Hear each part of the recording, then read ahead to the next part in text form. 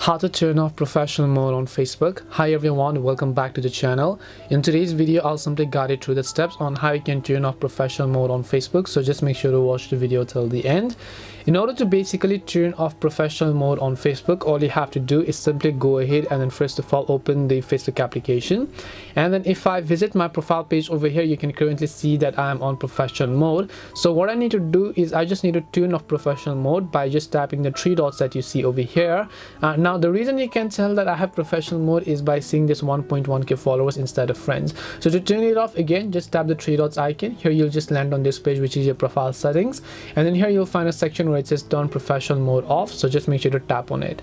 Once you tap on it, it will ask you for a confirmation. Do you want to turn off professional mode? So I'll just tap the continue button here.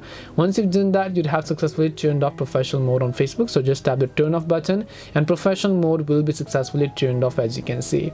And that's it on how you can go ahead and then turn off your professional mode on Facebook. Hope this video was helpful to you guys, and if it did help you, then make sure to leave a like and subscribe to the channel.